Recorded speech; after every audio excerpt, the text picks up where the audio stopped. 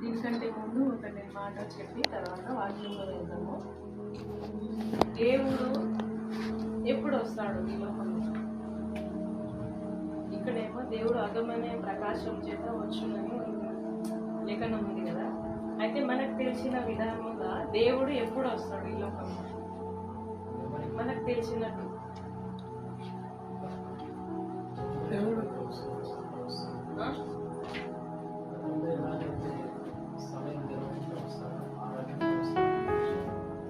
దేవుడు చెప్పకుండా ఆవిగా వస్తాడండి. మళ్ళా ఇంకా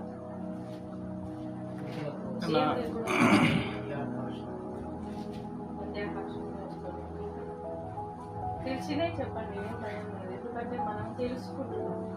కాలం సువార్త అంతా ప్రకటింపబడి శిష్యులతో ఒక సందర్భంలో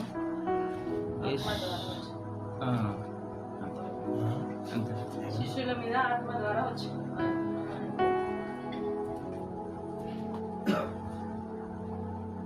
ముఖ్యంగా ఏమంటారు అందరూ అంటే దేవుడు ఎప్పుడు వస్తాడంటే రెండో రాకడలో వస్తాడని వింటున్నాము కదా. రెండో రాకడలో ప్రభు వస్తాడు, బహిరంగంగా వస్తాడు అని మనం వింటున్నాం. దానికంటే ముందు దేవుడు ఎప్పుడు వస్తాడంటే అగమన ప్రకాశం చేత వస్తాడు. అది ఎలా వస్తాడు, ఎట్లా వస్తాడు, ఎందుకు వస్తాడు, వచ్చి ఏం చేస్తాడు? ప్రభు భూమి మీద వస్తే మనం తట్టుకుంటామా? నరుడుగా వస్తే తట్టుకుంటాం కదా. ఆయన దూతల సమూహంతో వస్తే తట్టుకోలేము మనం కదా. ఎందుకంటే ఆయన శక్తి అంత బలమైనదన్నమాట. ఆకాశం ఉదయం మనం సూర్యుడిని చూసినప్పుడు తట్టుకోలేము. తట్టుకునే అంతసేపే మనం తట్టుకుంటాం, ఎప్పటిసేపు చూసినా తట్టుకోలేము. దేవుడు కూడా దూతల సమూహముతో మహిమతో ఆయన వస్తాడు కాబట్టి మనం తట్టుకోలేము. అయితే ఇక్కడ వాక్యం ప్రభు మనతో మాట్లాడుచున్నది ఏంటంటే దేవుడు అగమన ప్రకాశము చేత వచ్చును. చూద్దాం. తెస్సలోనిక వచ్చి ఏం చేస్తాడు, వచ్చినాక మనం ఎలా ఉండాలి అనేది ప్రభు మనతో మాట్లాడుచున్నాడు. తెస్సలోనిక 2వ పత్రిక 2వ అధ్యాయము 189 పేజీ నెంబరు. తెస్సలోనిక 2వ అధ్యాయము 1, 2, 3 వచనాలు. సహోదరులారా, ప్రభు దినం ఇప్పుడే వచ్చి ఉన్నట్లుగా ఆత్మ వలననైనను మాట వలననైనను మా యొద్ద నుండి వచ్చినదని చెప్పిన పత్రిక వలననైనను ఎవడైనను చెప్పిన ఎడల మీరు త్వరపడి చంచల మనస్కులు కాకుండా వలననియు బెదరకుండా వలననియు మన ప్రభువైన యేసుక్రీస్తు రాకడను బట్టియు మనము ఆయన యొద్ద కూడుకొనుటను బట్టియు మిమ్మును వేడుకొనుచున్నాము. హల్లెలూయా. పత్రిక సౌలు సంఘానికి పంపుతున్నాడు. తెస్సలోనిక సంఘానికి పత్రిక పంపుతున్నాడు. ఎందుకంటే దేవుని రాకడ గురించి కూడా అక్కడ చెబుతున్నారు కాబట్టి పత్రిక పంపి ఆ సంఘాన్ని, సంఘంలో ఉన్న విశ్వాసులను ధైర్యపరచడానికి. ఇప్పుడు ఒక మనిషి చెదిరిపోవాలి, బెదరాలి, దేవుని విశ్వాసములో తొలగిపోవాలి అంటే దానికంటే బలమైన ఒక మాట వినిపించాలి కదా. హల్లెలూయా. బలమైన ఒక మాట వినిపిస్తేనే దేవుని విశ్వాసంలో తగ్గిపోవడము, దేవుని కృపలో చెదిరిపోవడము జరుగుతుంది. అయితే ఇక్కడ వీళ్ళ విశ్వాసాన్ని చెదరగొట్టడానికి చంచల మనస్సుగా మారుస్తున్నారంట. ఎవరు? దేవుని రాకడ గురించి చెప్పి. ఇప్పుడు ఎక్కువ మనం భయపడే దేనికి? దేవుడు వస్తాడు, దేవుడు రాకడలో వస్తాడు అంటేనే ఎక్కువ భయపడతాం కదా. మన విశ్వాసానికి రేపు ఎల్లుండి అభివృద్ధి చేస్తాడు, దేవుడు ఆశీర్వదిస్తాడు అంటే ఆ ధైర్యం ఉంటుంది, ఆ నిరీక్షణ ఉంటుంది. కానీ దేవుడు వస్తున్నాడు అని చెప్తే మన విశ్వాసం ఏమవుతుందంటే గందరగోళంగా మారిపోతుంది. దేవుని మీద నిలకడగా స్థిరంగా ఉండకుండా గందరగోళంలో కలిసి చంచల మనస్సుగా మారిపోయి ఏం జరుగుతుందో, ఎప్పుడు వస్తుందో, ఎలా వస్తుందో, ఏముంటుందో, అసలు నేను సరిగ్గా ఉన్నానా లేదా, నేను తట్టుకుంటానా తట్టుకోనా, దేవుడు ఏమైనా తీర్పు ఇస్తాడా, దేవుడు ఏమైనా మాట్లాడతాడా, ఆయన దర్శించే సమయంలో నేను సరిగా ఉంటానా, మాట్లాడలేనా అనేది చంచల మనస్సులో మనము మారిపోవడానికి కొన్ని విశ్వాసులకు వస్తున్నాయి. ఎలా వస్తుంది చూద్దాం. 2వ వచనం. మీరు త్వరపడి చంచల మనస్కులు కాకుండా వలననియు. చంచల మనసులు కాకుండా వలెనని అంటే దేవునికి విరోధమైన ఏ మాట వినిపించినా మనం చంచలగా అంటే దేవుని మీద స్థిరంగా ఉండము. ఇంకేదో ఊహల్లో మనం ఇంకా దేవుని మీద ఇంకా అనుమానమో లేకపోతే నేను పాపం చేసినా తప్పు చేసినా అని భ్రమలో వెళ్ళిపోతాం మనం. బెదరకుండా వలననియు మన ప్రభు అయిన యేసుక్రీస్తు రాకడను బట్టి మనము ఆయన యొద్ద కూడుకొనుటను బట్టి మిమ్మును వేడుకొనుచున్నాము. మొదట భ్రష్టత్వము సంభవించి నాశన పుత్రుడకు పాప పురుషుడు బయలు పడితేనే గాని ఆ దినము రాదు. ఏది దేవుడనబడునో ఏది పూజింపబడునో దానినంతటిని ఎదిరించుచు దానికంతటికి పైగా వాడు తన్ను తానే హెచ్చించుకొనుచు తాను దేవుడనని తన్ను కనుపరచుకొనుచు దేవుని ఆలయములో కూర్చుండును గనుక ఏ విధముగానైనను ఎవడును మిమ్మును మోసపరచనీయకుడి. హల్లెలూయా, హల్లెలూయా. మొదటగా ఏముంది అంటే భ్రష్టత్వము సంభవించిన నాశన పుత్రుడు ఎవరు? పాప పురుషుడు ఎవరు? ఆయన బయలుపరచబడితేనే దేవుని కార్యం మనకు అర్థమవుతుంది. ఎవరైనా ఏదైనా దేవుని గురించి చెప్పినా చెప్పకున్నా మనకు ఎప్పుడు అర్థమవుతుందంటే పాప పురుషుడు బయలుపరచబడాలి, నాశన పుత్రుడు బయలుపరచబడితేనే మనకు అర్థమవుతుంది. మరి ఎట్లా బయలుపరచబడతాడు? అప్పుడు తర్వాత ఆ దినం వస్తుందంట. రాకడ అనేది చెప్పగానే రాకడ రాదు. పాప పురుషుడు బయలుపరచబడాలి, నాశన పుత్రుడు బయలుపరచబడితేనే ఆ దినము రాకడ అర్థమవుతుంది. హల్లెలూయా. మరి పాప పురుషుడు ఎక్కడున్నాడంట? దేవుని ఆలయములో కూర్చున్నాడు. ఇప్పుడు మందిరంలో అందరూ వస్తారు. మందిరంలో ఎవరు కూర్చుంటారు? విశ్వాసులు కూర్చుంటారు. పాప పురుషుడు కూడా, దేవునికి విరోధమైన వాళ్ళు కూడా కూర్చుంటారు. కానీ దేవుడు ఇక్కడ మనతో మాట్లాడుతున్న మాట, పాప పురుషుడు నాశన పుత్రుడు బయలుపరచబడితేనే గాని ఆ దినము రాదు అని వాక్యము స్పష్టముగా సెలవిస్తుంది. ఆ దినము ఆయన ఎట్లా బయలుపరచబడతాడంటే, మనం ప్రతిరోజు వాక్యం ఎందుకు వింటున్నాం, వాక్యం ఎందుకు బోధిస్తున్నాం, వాక్యం ఎందుకు చదువుతున్నాం, వాక్యం ఎందుకు గైకొంటున్నాము, వాక్యము ఎందుకు మనము జ్ఞాపకం చేసుకుంటున్నాం అంటే నాశన పుత్రుడు పాప పురుషుడు బయలుపరచబడడానికి. హల్లెలూయా. ఆయన ఎలాంటి పురుషుడు అంటే దేవునికి వ్యతిరేకంగా నీ విశ్వాసములో నువ్వు చెదిరిపోవడానికి చేసే క్రియలే పాపము సంబంధించింది.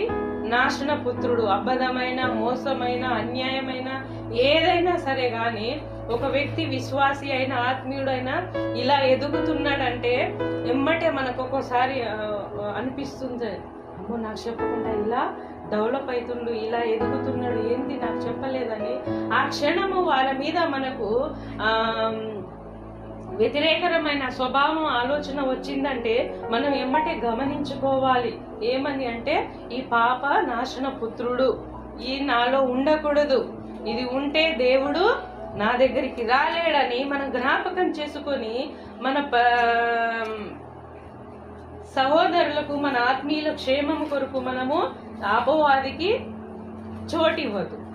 ఆ క్షణం మనం అసూయపడినా, ఒక విధంగా దేవునికి విరోధంగా మనం ఆలోచించినా అక్కడ దేవునికి చోటు కాదు.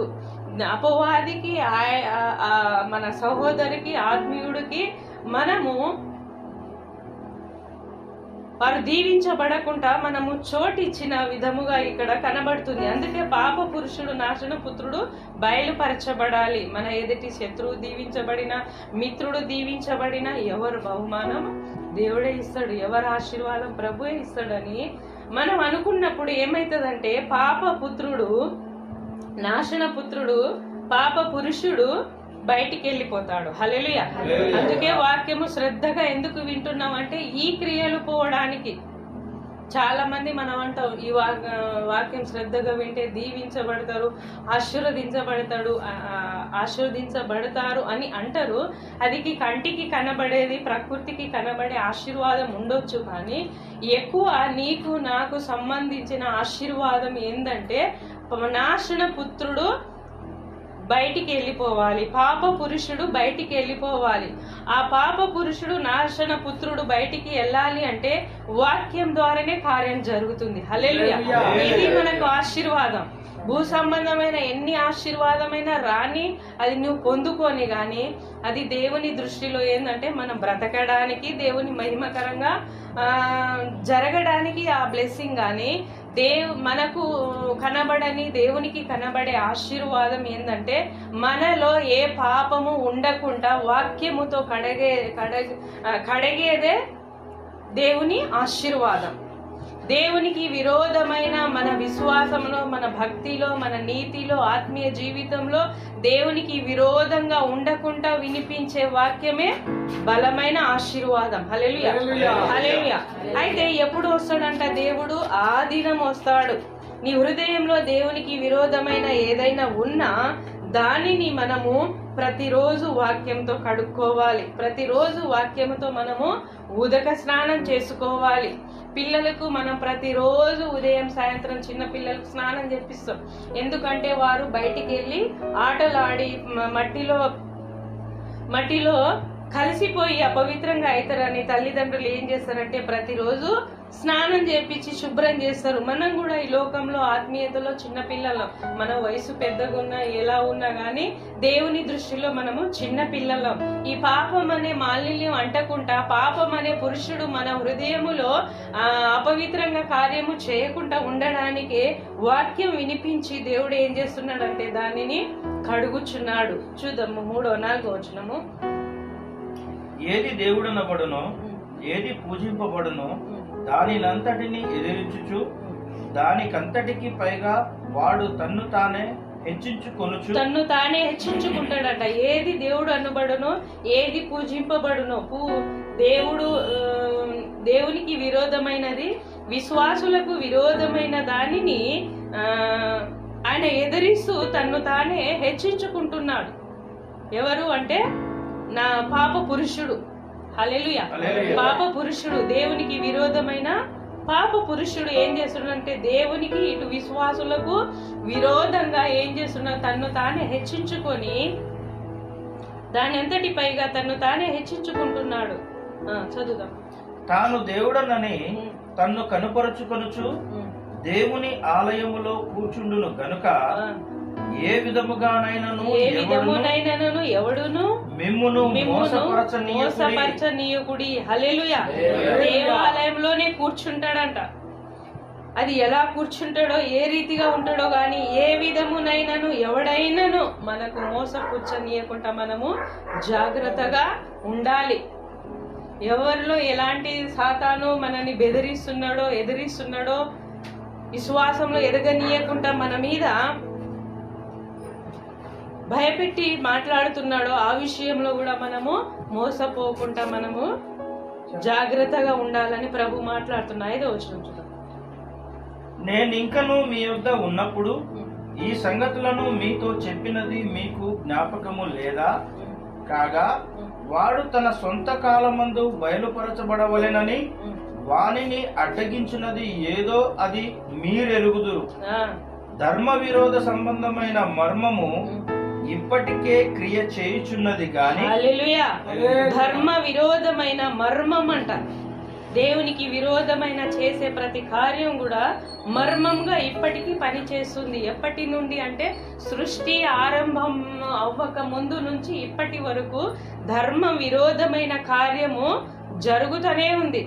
దేవునికి సభా పర్వతం మీద హెచ్చించుకొని ఎప్పుడైతే ఈ లోకంలో త్రోసివేయబడ్డాడో, లూసిఫర్ అనే దూత ఎప్పుడు త్రోసివేయబడిందో అప్పటి నుంచి దేవుని బిడ్డలకు ధర్మ విరోధమైన క్రియ చేస్తూనే ఉన్నాడు. హల్లెలూయా.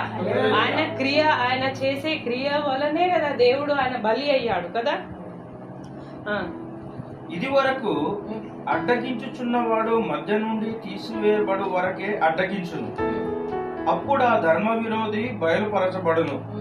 ప్రభు అయిన యేసు తన నోటి ఊపిరి చేత వానిని సంహరించి తన ఆగమన ప్రకాశము చేత నాశనము చేయును. హల్లెలూయా, హల్లెలూయా. ఎప్పుడైతే ప్రభువుని నువ్వు ఆనుకొని వాక్యం మీద ఆధారపడి రాత్రి మగులు ప్రభు కోసం మనము ఆలోచించి ప్రార్థించి మన కుటుంబాన్ని మోసములో పడనీయకుండా, మన సంఘాన్ని మోసంలో పడనీయకుండా జాగ్రత్తగా ఉండి ప్రభు దగ్గర కనిపెట్టుకొని ఉంటున్నప్పుడు దేవుడు ఎలా వస్తాడు అంటే రెండో రాకడలో వస్తారని వాక్యం ఉంది. అయితే ఇక్కడ ఈ వాక్య ప్రకారంగా ప్రభు ఎలా వస్తున్నాడంటే ప్రతిరోజు వాక్యము, భయము, భక్తి, పరిశుద్ధత, వినయము, విధేయత, ఈ బైబులు, ఈ క్రమము, సంఘము, సాహసము, పరిశుద్ధుల సాహసం, ఇవన్నీ దేనికి అంటే దేవుడు మనలో రావడానికి కంటే ముందు మనలో ఉన్న ధర్మ విరోధి అయిన, ధర్మానికి విరోధమైన క్రియలను తీసివేయడానికి దేవుడు సాహసంలో కార్యము చేస్తున్నాడు. ఈ నాశన పుత్రుడిని సంహరించడానికి, పాప పురుషుడిని దేవుడు సంహరించడానికి ఈ రీతిగా వాక్యంలో మనల్ని కడుగుతున్నాడు. హల్లెలూయా, హల్లెలూయా. ఇవన్నీ మనం కడగక ముందు దేవుడు వచ్చిందంటే మనము తట్టుకోలేము. అందుకే ఈ ధర్మ విరోధి అయిన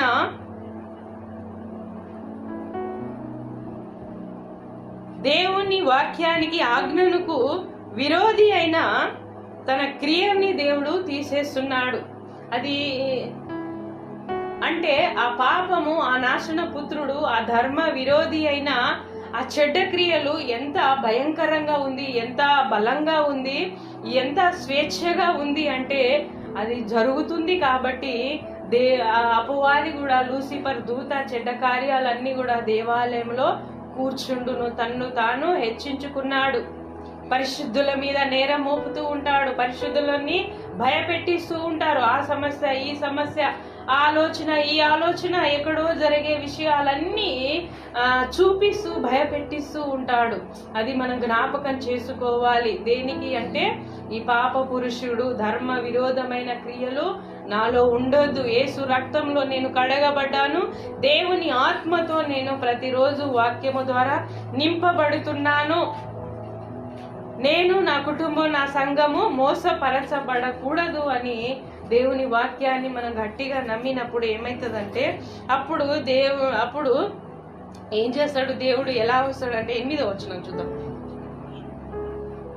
8వ వచనం. ఇప్పటికే క్రియ చేయుచున్నది గాని ఇది వరకు అడ్డగించుచున్నవాడు మధ్య నుండి తీసివేయబడు వరకే అడ్డగించును. అప్పుడు ఆ ధర్మ విరోధి బయలుపరచబడును. ప్రభు అయిన యేసు తన నోటి ఊపిరి చేత వానిని సంహరించి తన ఆగమన ప్రకాశము చేత నాశనము చేయును. హల్లెలూయా, హల్లెలూయా. ఎప్పుడైతే సమస్త బాధల్లో, శ్రమల్లో, ఇరుకు ఇబ్బందుల్లో, సంతోషంలో దేవుని వాక్యాన్ని, దేవుని మీద ఆధారపడి సంఘ సాహసంలో, సంఘ క్రమములో, పరిశుద్ధుల సాహసములో నువ్వు కరెక్ట్ ఉన్నప్పుడు ధర్మ విరోధి అప్పుడు బయలుపరచబడి దేవుడు యేసు ప్రభు అయిన యేసు తన నోటి ఊపిరి చేత దానిని సంహరిస్తాడంట. హల్లెలూయా. ఎన్నిసార్లు మనం ప్రార్థన చేస్తాం, దేవా నేను మారాలి, నేను రక్షించబడాలి, నేను దీవించబడాలి, నేను ఆశీర్వదించబడాలి అని ఎన్నో రోజులు, సంవత్సరాలు ప్రార్థన చేస్తూ ఉంటాం కదా. కానీ మనలో ఏ మార్పు జరగదు. ఎందుకంటే మన ప్రార్థన అంతా దేవుని దగ్గర చేరుతుంది. మనలో ఆశ ఉంది. దేవుడు చేసే ఆ బలియాగము, ఆ పుణ్యకార్యము, ఆయన తీసేసిన శిక్షను మనం తలంచుకున్నప్పుడు దేవుని మీద ప్రేమ అధికంగా వస్తుంది. అయినప్పటికీ మనలో ఇవన్నీ కార్యం జరగదు. దేనికి అంటే దేవుడు తన నోటి ఊపిరి చేత సంహరిస్తేనే ఆ పాపం వెళ్ళిపోయినప్పుడు ఆ పరిశుద్ధత నీలో అధికమవుతుంది. హల్లెలూయా, హల్లెలూయా. ఈ పాపాన్ని ఎప్పుడైతే తన నోటి ఊపిరి చేత దేవునికి విరోధమైన నీ ఆత్మీయ జీవితాన్ని పాడు చేసే నాశన పుత్రుడు, ధర్మ విరోధి అయిన చెడ్డ కార్యము దేవుడు తన నోటి ఊపిరి చేత ఎప్పుడైతే సమ్మరిస్తాడో, ఇది నా బిడ్డ, నా రక్తం పెట్టి కొనబడిన నా బిడ్డ, నా కుమారుడు, నా కుమార్తె, దీనిని నీ మీద ప్రభుత్వము చేయనీయను, నీ క్రియ దాని మీద ఉండనీయనని ఎప్పుడైతే నా బిడ్డ, నా కుమారుడు అని దేవుడు అనుకొని తన నోటి ఊపిరి చేత ఆ చెడ్డ క్రియని సమ్మరిస్తాడో, అప్పుడు దేవుని కార్యం నీకు అర్థమవుతుంది. హల్లెలూయా. అంటే దేవుడు ఆ రెండో రాకడ అనేది ఎప్పుడు అంటే అది చాలా దూరం అన్నమాట. అంతవరకు మనం మన ఆత్మీయ జీవితం, మన కుటుంబం, మన సంఘం ఏమైతుందో అర్థం కాదు కదా. అందుకే ఇవన్నీ అర్థమవడానికి ఆత్మీయ జీవితం, కుటుంబము, సంఘము, దేవుని రక్తంలో కడగబడిన తన సంఘము, తన బిడ్డలు దేవునిలో సిద్ధపడి రక్షించబడి ఆయన కృపలో దీవించబడాలి అంటే ఆయన నోటి ఊపిరి చేత పాప పురుషుడిని దేవుడు సంహరిస్తున్నాడు. హల్లెలూయా. ఎప్పుడు అంటే ఆయన అనుకునే సమయం అంత వరకు నీవు నిలకడగా ఉండాలి. ఇది నా కుమారుడు, ఈమె నా బిడ్డ అని దేవుడు నీ గురించి అపవాదికి సాక్ష్యం చెప్పి నీలో ఉన్న పాప పురుషుడిని దేవుడు తన నోటి ఊపిరి చేత సంహరించే అంత వరకు నీవు నమ్మకంగా ఉండాలి. హల్లెలూయా. హల్లెలూయా. అంతవరకు నమ్మకంగా ఉండి దేవుని కార్యం కొరకు, దేవుని ఆశీర్వాదము కొరకు కనిపెట్టుకొని ఉన్నప్పుడు దేవుని ఆత్మ ద్వారా కార్యం జరుగుతుంది. అంతవరకు మనం ప్రయాస పడుతూనే ఉంటాం. ఎన్నిసార్లు ప్రార్థించినా, ఎన్నిసార్లు గద్దించినా, ఎన్ని ఉపవాసాలున్నా, ఎన్ని ప్రయత్నం చేసినా ఆ దేవుని చిత్తం, ప్రయత్నంలో దేవుని చిత్తం లేకపోతే అలా ఇబ్బంది జరుగుతూ ఉంటది. అయితే ప్రతిదానికి దేవుడు అన్యాయస్తుడు కాడు. ప్రతిదానికి సమయం ఉంది. ఆయన మన కొరకు బలి అయి ఆయన ఆత్మని దయచేసిన దేవుడు ప్రతిదానికి సమయం ఉంది. ఈ పాప పురుషుడు పోతేనే దేవుని రాకడ, దేవుని చిత్తము, దేవుని ఆశీర్వాదం, దేవుని ఆత్మ నడిపింపు, సంఘం ఎవరు, నువ్వు ఎవరు, నేను ఎవరు, పాప పురుషుడు ఎవరు, నాశన పుత్రుడు ఎవరు అనేది అప్పుడు అర్థమవుతూ ఉంటది రోజు రోజు. హల్లెలూయా. నేను రోజు ఉదయం పూట నేను వింటున్నాను, రోజుకొకరు వాక్యము, రోజుకొకరు ప్రార్థన చేస్తున్నారు. ఇంత చీకట్లో ఏంది వీళ్ళకి ఆసక్తి? నాకేమో నిద్ర వస్తూ ఉంటది, అయినా నిద్రలో వింటనే ఉంటున్నాను, గమనిస్తూనే ఉన్నాను. ఎందుకు వీళ్ళకి ఇంత ఆసక్తి చీకట్లో? అసలు ఎవరు ఉన్నారో అని 50 మంది లేరు. ఏమైనా ఒక ఊర్లో పోయి మనం ప్రకటిస్తలేము. ఎందుకు ఇలా జరుగుతుందని నేను ఆలోచన చేసుకుంటుంటే నాకు ఒక ఆలోచన వస్తుంది. దేవుని మీద ఉన్న ప్రేమ, ఆసక్తి. హల్లెలూయా. అది దేవుని మీద ఉన్న ఆసక్తి, ప్రేమ. ఆ క్షణమే వాక్యము చదవడం, బోధించడం అనేది ఆయన మీద ఉన్న ఆసక్తి, ఆయన చూపుతున్న ప్రేమ, ఆయన నడిపిస్తున్న విధానము అలా ఉంది. ఇలా అవ్వకపోతే, ఇలా జరగకపోతే ఏమవుతుందంటే విశ్వాసంలో ఈ పాప పురుషుడికి మనము విశ్వాసంలో చెదిరిపోయి పాప పురుషుడికి చోటు దొరుకుతుందని నాకు ఆలోచన వస్తుంది. హల్లెలూయా. ఈ వాక్యము, సాహసము ఇవన్నీ మనకు ఎడబాటు అయితేనే మన విశ్వాసము మారిపోతూ ఉంటది. ఈ ఎడబాటు లేకుండా ఇలా జరుగుతుంది, ఏం పని ఉంది, మా పాస్టర్కి ఇంత రాత్రి లేపుతూ ఉంటాడు అని అనుకుంటాం. కానీ దేవుడు ఏ రాత్రి, ఏ పగులు, ఎలా వస్తాడో, దొంగ వలె వస్తాడని కూడా ఇందాక మనం మాట్లాడినాం. ఏ రాత్రి, ఏ గడియ వస్తాడో ఆయన వచ్చినప్పుడే నీకు ఎలా అర్థమవుతుంది అంటే ప్రతిరోజు ఇలా సిద్ధమైతేనే అర్థమవుతుంది. సడన్ గా ఈరోజు నేను మీ ఇంటికి వస్తున్నా అంటే అర్ధరాత్రి లేస్తామా మనం? అంటే ఒకటి మనకు అలర్ట్ గా చేస్తున్నారని జ్ఞాపకం చేసుకోవాలి. పాప పురుషుడు మనలో రాకూడదు, నాశన పుత్రుడు మన జీవితంలో రాకూడదు. ధర్మానికి విరోధమైన చెడ్డ క్రియలు సంహరించబడాలి అంటే మెలకుగా ఉండాలి. ఏ రాత్రి ఏ పగులైనా మెలకుగా ఉంటున్నప్పుడు దేవుడు శక్తి ఇస్తాడు. అయితే ఇక్కడ ప్రభు మనతో మాట్లాడుచున్న అగమానే ప్రకాశము చేత అంటే ఆయన ఎలా వస్తాడంటే రహస్యం. అగమనం అనేది రహస్యం. రెండో రాకడ అనేది అది బహిరంగం. బహిరంగంగా రావడానికి ముందు రహస్యంగా వస్తాడు దేవుడు. వచ్చి ఏం చేస్తాడు? తన ఆత్మని పంపి నీ మీద ఉన్న పాప పురుషుడిని దేవుడు సంహరిస్తాడు.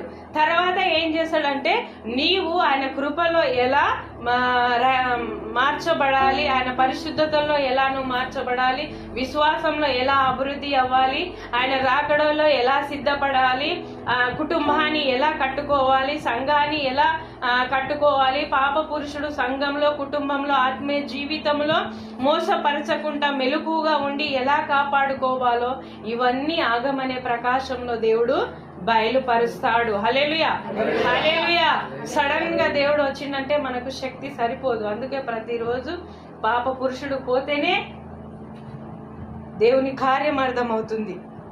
ఇప్పుడు ఎవరైనా ఏదైనా నిన్ను హెచ్చించినా తిట్టినా అప్పుడు నీకు అర్థమవుతుంది, ఆహా ఇది దేని ద్వారా వచ్చింది, పాప పురుషుడా లేకపోతే దేవుని కార్యమా అని నీకు అర్థమవుతుంది. అప్పుడు విశ్వాసంలో నువ్వు గొప్పగా హెచ్చించబడవు. విశ్వాసంలో నిన్ను తిట్టినా విశ్వాసంలో దీనస్థితిలో నీవు దిగిపోవు. ఎవరైనా నిన్ను హెచ్చించినా విశ్వాసంలో అధికంగా నీవు హెచ్చించబడవు.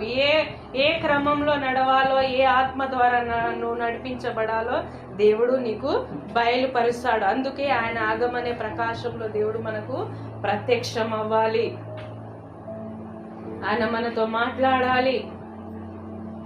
ఆయన ప్రేమ మనకు అర్థం అవ్వాలి. ఆయన ఆత్మ నడిపింపు మనకు అర్థం అవ్వాలి.